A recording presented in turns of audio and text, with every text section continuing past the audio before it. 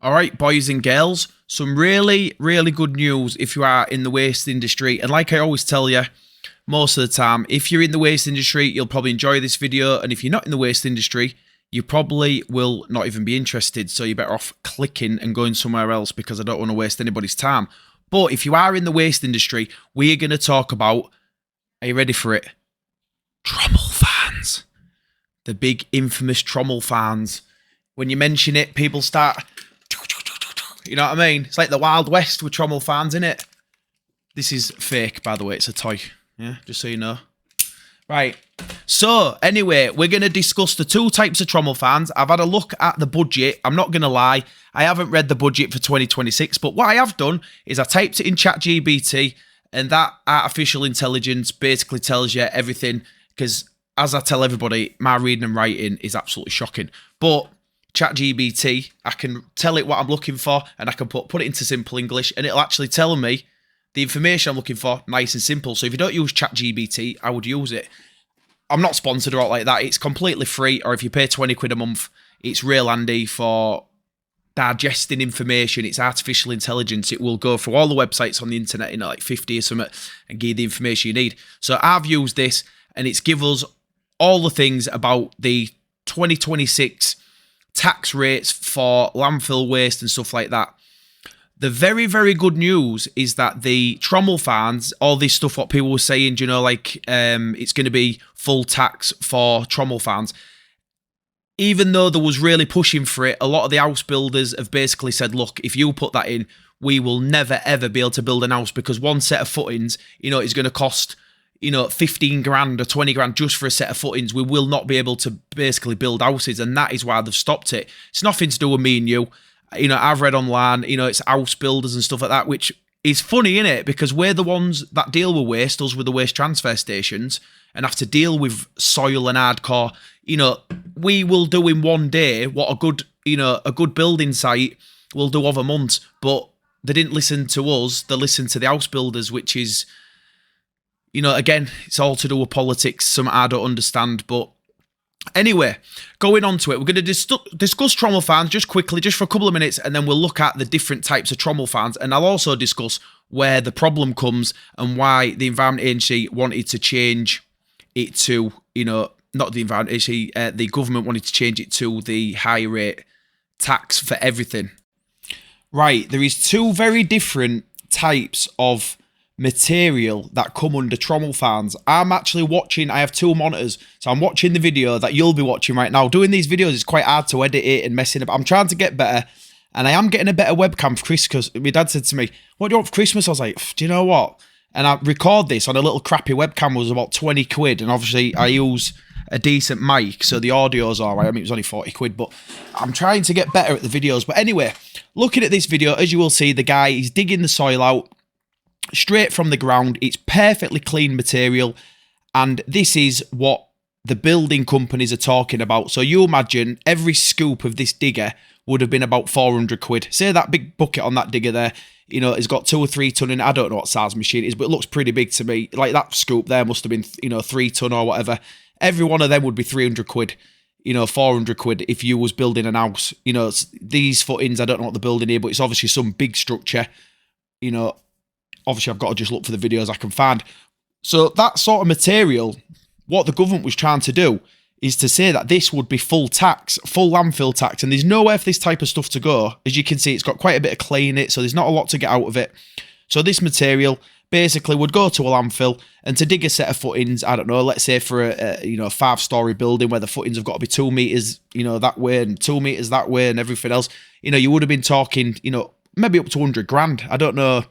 Because usually wants to pour the footings, the perimeter, they take a bit of soil out the middle as well. So it was going to get astronomically inexpensive. Oh, actually, looking at this, he's putting pipes in. But anyway, it doesn't make no difference because this same material would have also been liable for this landfill tax, which the government was trying to change. This material, the government has no problem with because it is completely legal. There's another type of Trommel fans, which comes from skip companies, which we'll have a quick look at now, and I'll put that video on. As you will see here, this is a van coming into a yard. And for people like me and you, we don't know what exactly is in there. So you've got these, roots, rubbish, little bits of paper, stuff like that. And if you look on this next guy tipping his skip, you'll see that the skip has got, again, little bits and pieces in it and everything else. This material is the one that the government was most concerned about, because you have to do a thing called an LOI test, which stands for loss of ignition. And what that does is it shows you how much material is in something. So what I will explain to you is a loss of ignition test is, if we filled this up right to the top with, let's use sand, for instance, you cooked that to 1,000 degrees, it wouldn't lose any of its volume. So loss of ignition. If we filled this up with paper right to the top and set it to 1,000 degrees, the paper would burn and you would end up with ash. So it means that the material that is inert, basically, which will not burn, is low rate tax for landfill tax purposes, and things that do burn are subject to tax. And how they work it out is on this test called a loss of ignition, by how much volume it loses when it is basically cooked. I think it's 1,000 degrees. So it's not supposed to set on fire. It's actually supposed to dehydrate to the point there's nothing there. The problem with that is, if your sample, let's say for instance, the soil is wet and say it's that full, as it dehydrates, you can actually, it will lose some anyway. So what the government said is, we're allowed 10%, so probably the equivalent of to that sort of level there. What that does is, because what the government didn't want people to do is be sticking waste in the landfill, because waste poses more of a risk to the environment, environment, based on, obviously, it's pollution. So as soil and hardcore and bricks and stuff like that don't cause any pollution, they just sit there forever. They're completely inert. Waste, as it breaks down, releases gases and methane and stuff like that. So they tax you accordingly. That's how it works. But where the problem comes is with a different type of trommel farms, which I'll show you now, which is what the government is really, really interested in, because it leaves some room for error.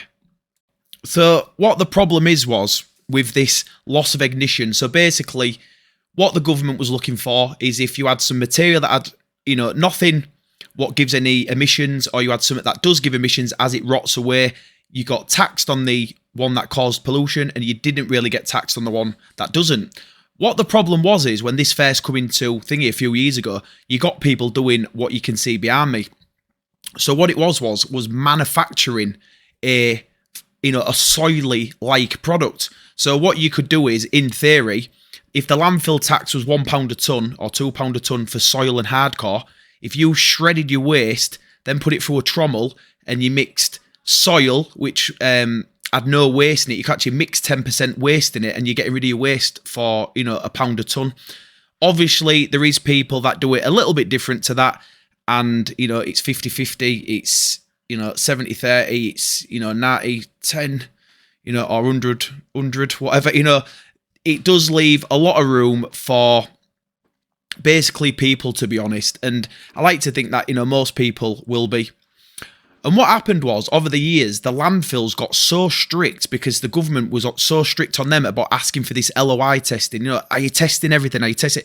The paper trail that was required was so extensive that landfills just said, right, we are not taking waste from any skip companies like us, where we get a mixed skip come in, we pick out the wood, we've got a bit of soil and hardcore left, but a few little bits of, small bits of stuff we can't physically get out because it's too small.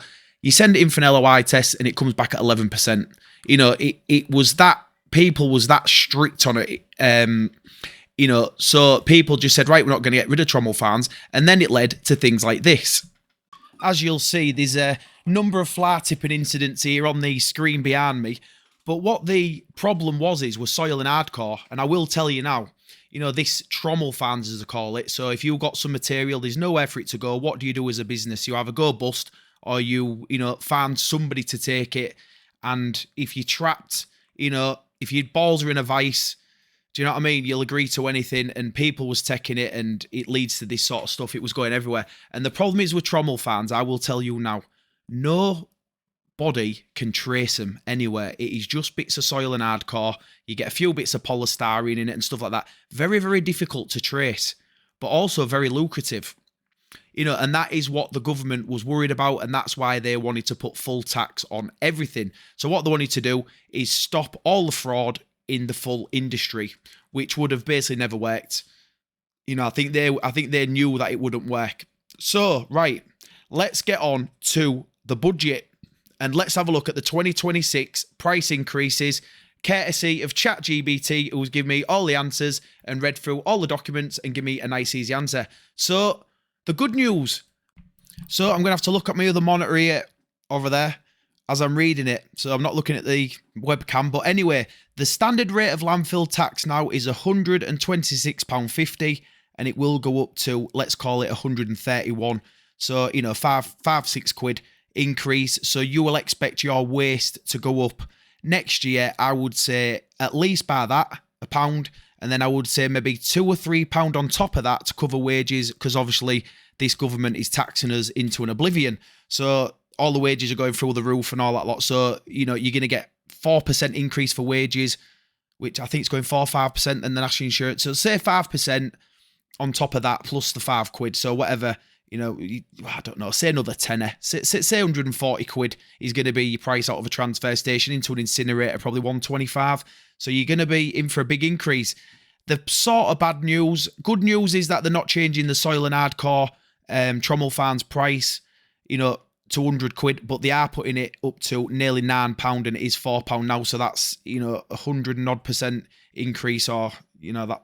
So it's a big increase, but it's a lot better than us paying like 135, 140 quid. So it's not all bad. You know, these will come into play in April. So I would expect my waste price, you know, to be going up 5 quid, you know, between 5 and 10 quid.